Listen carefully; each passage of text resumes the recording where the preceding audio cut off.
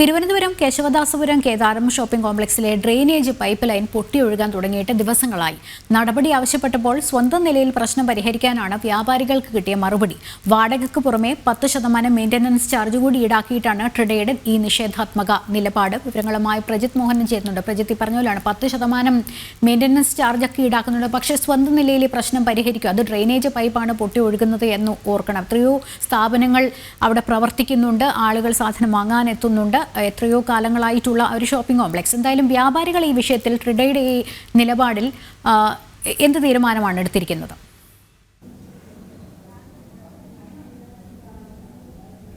ലക്ഷ്മി, ആ വിഷയത്തിൽ വലിയ പ്രതിഷേധം നിലനിൽക്കുന്നുണ്ട്. നമ്മളൊരു കാര്യം പറയാം, നമ്മൾ ഇവിടെ എത്തിയപ്പോഴേക്കും അവർ ഈ ഭാഗം മുഴുവൻ പൊട്ടിയൊലിച്ച ഭാഗം മുഴുവൻ ഇവിടുത്തെ വ്യാപാരികളും ഇവിടുത്തെ ചെറിയ സുരക്ഷാ ജീവനക്കാരും ഒക്കെ ചേർന്ന് അതങ്ങ് വൃത്തിയാക്കിയിട്ടുണ്ട്. അതുകൊണ്ട് തന്നെ അത് ദൃശ്യങ്ങളിൽ വെള്ളം കയറി കിടക്കുന്ന നമുക്കിപ്പോൾ കാണിക്കാൻ നിർവാഹമില്ല. പക്ഷേ ഇവിടെയുള്ള വ്യാപാരികളുണ്ട്, അവരുടെ ആ വിഷയങ്ങൾ അവർ തന്നെ പറയും. ചേട്ടാ, എത്ര ദിവസമായി ഈ പ്രശ്നം ഇവിടെ ഉണ്ട്?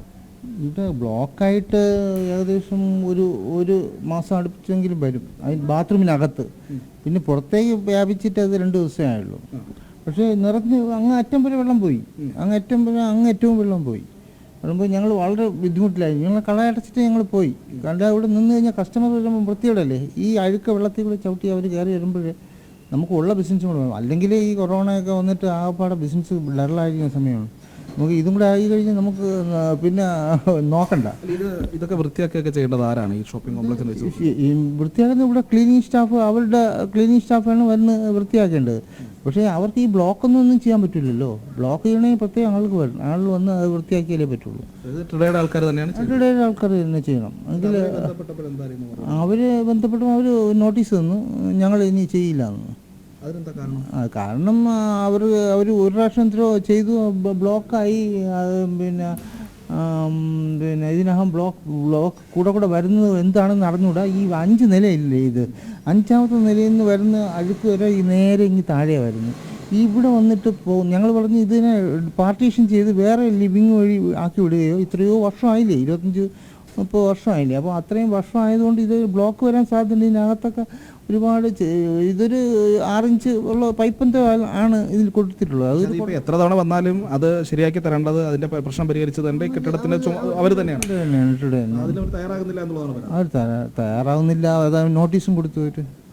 അതാണ്, അതായത് തുടർച്ചയായി പ്രശ്നങ്ങൾ ഉണ്ടാകുന്ന സമയത്ത് ഈ ട്രിഡ ഇപ്പോൾ പറയുന്നത് ഇത് ഇങ്ങനെ എപ്പോഴും പരിഹരിക്കാൻ അവർക്ക് കഴിയില്ല എന്നുള്ളതാണ്. അതിന് ഇവിടുത്തെ ജീവനക്കാരോ അല്ലെങ്കിൽ ഇവിടുത്തെ സ്ഥാപനത്തിൻ്റെ ഉടമകളോ വ്യാപാരികളോ ഒക്കെ അത് ചെയ്യണമെന്നുള്ളൊരു നിലപാടാണ് അവർ ആവർത്തിച്ചുകൊണ്ടിരിക്കുന്നത്. ഈ കൂടുതൽ വ്യാപാരികളും അല്ലെങ്കിൽ സ്ഥാപനങ്ങളും ഒക്കെ ഇവിടെയുണ്ട്. അവരോട് തന്നെ ഈ പ്രശ്നങ്ങളിൽ അവരുടെ നിലപാട് ചോദിക്കുക. ഇവിടെയൊക്കെ രാവിലെ നല്ല രീതിയിൽ ജലമുണ്ടായിരുന്നു, പിന്നീട് ഇപ്പോൾ അവർ വൃത്തിയാക്കിയ ശേഷമാണ് അത് ഒഴിവായി പോയത് എന്നുള്ളതാണ്. ഇവിടെ ചേട്ടാ, ഈ വെള്ളത്തിൻ്റെ പ്രശ്നം എങ്ങനെയാണ്? ഇത് വാടക മാത്രം കൃത്യമായിട്ട് മാറ്റിക്കൊണ്ട് പോകാനേ ആർക്ക് പറ്റുള്ളൂ. ഇതൊന്നും ക്ലിയറായിട്ട് ചെയ്യുന്നില്ല.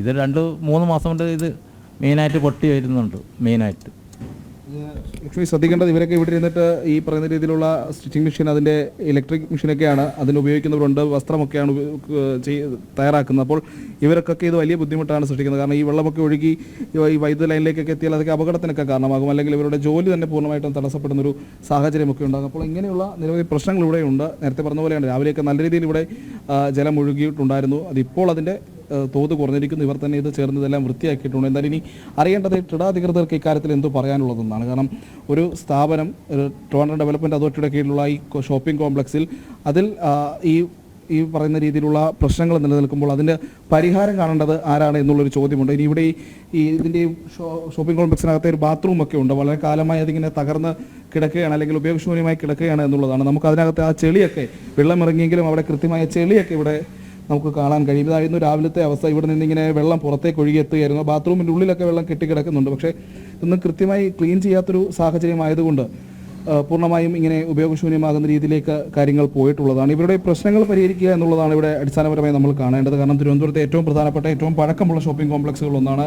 തിരുവനന്തപുരത്ത് നിന്ന് എല്ലാവരും ഇവിടെ സന്ദർശനം നടത്തുന്ന സ്ഥലങ്ങളിൽ ഒന്നാണ്. കൂടുതൽ നമുക്കിപ്പോൾ ഈ ബാത്റൂമിൻ്റെ ഉള്ളിലെ അവസ്ഥ ദൃശ്യങ്ങളിൽ വ്യക്തമാകുന്നുണ്ടെന്ന് തോന്നുന്നു. ഇവിടെ നിന്നാണ് പുറത്തേക്ക് ഇങ്ങനെ ഈ മലിനജലം ഒഴുകി ഇറങ്ങുന്നത്. ഈ വെള്ളമാണ് ഇവരുടെ കടകൾക്കുള്ളിലേക്കും കടകൾക്ക് മുന്നിലേക്കും ഒക്കെ ചെല്ലുന്നത്. അപ്പോൾ ഇത്രയും പഴക്കമുള്ള ഒരു ബിൽഡിംഗ് ആയതുകൊണ്ട് തന്നെ ഇവിടുത്തെ വ്യാപാരികൾക്ക് ഇതിൻ്റെ പ്രശ്നം പരിഹരിക്കാൻ കഴിയില്ല. ഈ കെട്ടിടത്തിൻ്റെ പൂർണ്ണമായ പ്രശ്നം പരിഹരിക്കണമെങ്കിൽ അത് ട്രിഡയ്ക്ക് മാത്രമാണ് കഴിയുക. അതിനുള്ള നടപടികൾ സ്വീകരിക്കുന്നില്ല എന്നുള്ളതാണ് ഇവിടുത്തെ ഏറ്റവും പ്രധാനപ്പെട്ട പ്രശ്നം. അത് ഈ പറയുന്ന രീതിയിൽ അതൊക്കെ വലിയ അസുഖങ്ങൾക്കും ഒക്കെ കാരണമാകാനുള്ള ഒരു സാഹചര്യമുണ്ട്. കാരണം ഇത് ബാത്റൂമിൽ നിന്ന് അല്ലെങ്കിൽ ഈ അകത്തെ വേസ്റ്റ് അടക്കമുള്ളവയാണ് പുറത്തേക്ക് ഒഴുകി ഇറങ്ങുന്നത് എന്നുള്ളതാണ്. ആളുകൾ ഇതിൽ ചവിട്ടി നടക്കുമ്പോൾ, പ്രത്യേകിച്ച് എല്ലാവരും ഷൂസൊന്നും ധരിക്കുന്ന ആളുകളല്ലല്ലോ, ചെരുപ്പുകളൊക്കെ ഇട്ട് ഇതുവഴി നടക്കുന്നവർക്കൊക്കെ ഇതുമായി ബന്ധപ്പെട്ട ഏതെങ്കിലും രീതിയിലുള്ള അസുഖങ്ങളൊക്കെ ഉണ്ടാകാനുള്ള സാധ്യതയുണ്ട്. അപ്പോൾ ഈ പ്രശ്നം പരിഹരിക്കണം എന്നുള്ളതാണ് ഇവിടുത്തെ വ്യാപാരികൾക്ക് ആവശ്യപ്പെടാനുള്ളത്. കാരണം ഇന്ന് ഇത് ഇപ്പോൾ ഇവർ വൃത്തിയാക്കിയെങ്കിൽ നാളെ ഇത് വീണ്ടും ആവർത്തിക്കും, വെള്ളം കൂടുതലായി പുറത്തേക്ക് വരുന്ന സാഹചര്യം ഉണ്ടാകും. ഇപ്പോൾ രാവിലെ കൂടുതൽ ആളുകൾ വരുന്ന സമയത്ത്, കൂടുതൽ ശൗചാലയങ്ങളൊക്കെ ഉപയോഗിക്കുന്ന സമയത്ത് കൂടുതൽ വെള്ളം ഇങ്ങനെ ഒഴുകാനുള്ള എല്ലാ സാധ്യതകളുമുണ്ട്. അപ്പോൾ ഈ പ്രശ്നങ്ങൾ പരിഹരിക്കണം എന്നുള്ളതാണ്. പക്ഷേ അതിനോട് ട്രിഡ നിലവിൽ മുഖം തിരിച്ച് നിൽക്കുകയാണ് എന്നുള്ളതാണ് ഇവിടുത്തെ പ്രശ്നം. തീർച്ചയായും പ്രജിത്താണ് വിവരങ്ങൾ നൽകിക്കൊണ്ടിരുന്നത്.